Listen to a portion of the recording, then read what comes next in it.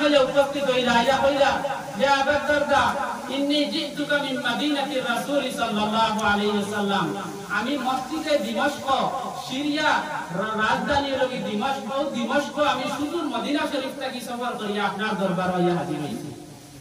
সুদূর মদিনা শরীফ থাকিয়া কয়েক হাজার কিলোমিটার অতিক্রম করিয়া আপনার দরবারে আমি হাজির হইছি আমার উদ্দেশ্য হইল এই হাদিসিন বালাগানি আপনাকে তুহাদ্দিসু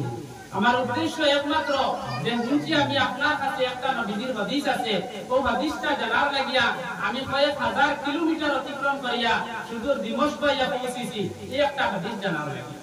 ये हदीस বালাগানি আন্নাকা তুহাদ্দিসু মা জিতু লিহাজাতিন আমার দ্বিতীয় কোনো উদ্দেশ্য নাই আমার উদ্দেশ্য হইল এখানে সফর করা একমাত্র একটা হাদিস আপনার কাছে আছে ও হাদিসটা শুনবে হযরত আবু দারদা রাদিয়াল্লাহু আনহু কি বেটা ইন্টারেস্ট দেখিয়া কান হাদিসের লগর মহব্বত দেখিয়া আগ্রহ দেখিয়া কান জানো আইলো যে অত দূর থেকে সফর করিয়া আইছো যে আমি আরো একটা এক্সট্রা হাদিস তানে নাই যাই وكان رسول الله قال سمعت رسول الله صلى الله عليه وسلم يقول من سلك طريقا يطلب فيه علما سلك الله طريقا من طرق الجنة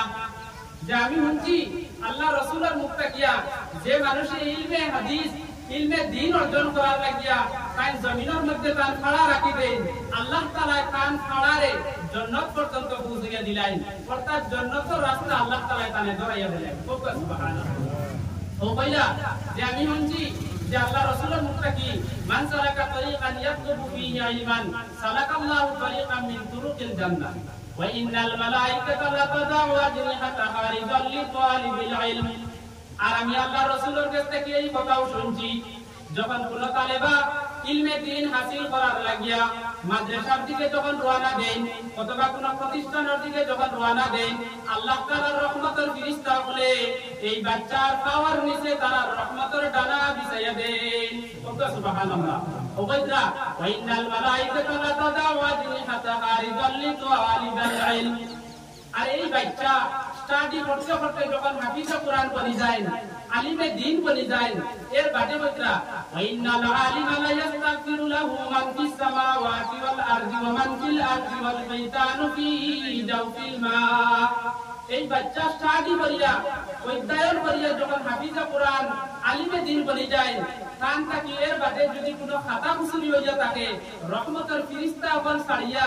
জমিনে যারা কীট পতঙ্গ আছেন পানির নিচে যত কীট পতঙ্গ জমিনের উপরে যত কীট পতঙ্গ এই কীট পতঙ্গ সমূহে সারায় তার লাগি রহমতের দোয়া করতে থাকুন সুবহানাল্লাহ তো আজকে আপনি ও বাচ্চাই করে লাগিয়ে হইতা আর এই বাচ্চা যখন হাফিজে কোরআন বনি যাইবা আল্লাহ রাসূলের হাদিসে ফরমায় এই বাচ্চারে কাল কিয়ামতের দিন কোয়া হইব ইকালু লিসাহিবিল কুরআন অর্থাৎ সাহিবে কোরআন যায় হাফিজে কোরআন যায় এনে ডাকা হইব ইকরা ওয়ারতাকি ওয়ারাতিল কামা কুনতা তুরাতিলু ফিদ দুনিয়া হে হাফিজ সাহেবরা ডাকা হইব যে আপনি কোরআনে কারীমে তিলাওয়াত করেন যেভাবে আপনি ধারাবাহিকতার সাথে দুনিয়ায় জমিনে থাকতে তিলাওয়াত করলা আর আপনি উপরের দিকে আরোহণ করতে থাকুন উড়িতে থাকুন উড়ি উড়ি গিয়া কাইনা মনজিলিকা ইনদা আখিরিন আয়াতিন তাকরাউহা যেখানে কি আপনার তিলাওয়াত শেষ হইব আখের আয়াত পর্যন্ত আপনার পজিশন খালি ঘুরে দিয়া উপরে দিয়ে যাইতে থাকুন শেষ জান্নাত জাহান অর্থাৎ জান্নাতুল ফেরদাউস কি আপনি বাসস্থান হিসাবে গ্রহণ করিলেন সুবহানাল্লাহ এর বাদে এই হাদিসে কোরআন সম্পর্কে আল্লাহ রাসূল আরো ফরমায় মান কারাআল কুরআন ফাস্তাযহারাহু ফাআল্লা হালালাহু ওয়া হাররামা হারামা আদখালাহু আল্লাহুল জান্নাহ যখন হাফিজে কোরআন বলি যাইবা সম্পূর্ণ রূপে মুকম্মল কোরআনে কারীম তাই অর্জন করি যাইবা আর এই কোরআন অনুযায়ী যখন জীবন যাপন করবা কোরআনের উপরে আমল করবা কোরআন হিসাবে হালাল দে হালাল মানিয়া যাইবা হারাম দে হারাম হিসাবে তর্ক করি যাইবা তো ওয়া আদখালাহুল্লাহুল জান্নাহ আল্লাহ তাআলা তারে জান্নাতে দাখিল করাইবা শুধু তখন নাই ওয়া শাফাহু ফি আশরাতিন মিন আহলি বাইতিহি কুল্লুহুম কাদ ওয়াজাবাত লাহুমুন নার তাই তো জান্নাতে যাইবা ওলা 10 জন মানুষের জান্নাতে লইয়া যাইবা যারা ব্যাপারে জাহান্নামের ফয়সালা করা হইছে তান ফ্যামিলি তান আমরা আয়াত 10 জন মানুষের তান সুপারিশ করিয়া জান্নাতে নিবা যে 10 জনের ব্যাপারে জাহান্নামের ফয়সালা করা হয়েছে। তো এই এদারাত লইয়া যারা আজকে পড়াশোনা করতা, আপনার ঘরে জাগির খাইতরা, আপনার মোহব্বত খাইতরা, মায়া পাইতরা, কাল হয়তো এই হাকিটা পুরা হাসার দিদিওয়ালা জীবন যাপন করিয়া আল্লাহ তাআলার জান্নাত জানেওয়ালা করি যাই, হয়তো এক সময় ইরাই দিব এই আমারে লইয়া কানিয়া হয়তো জান্নাত লইয়া দিবা। সুবহানাল্লাহ। কত বড় সৌভাগ্য আল্লাহ তাআলা আমারে দিছে এক নিয়ামত এই এলাকা। এই নিয়ামতের আমরা কদরদানি করতাম। দুস্থ বলার বুজুর্গ হল আমি আয়াত তিলাওয়াত করলাম।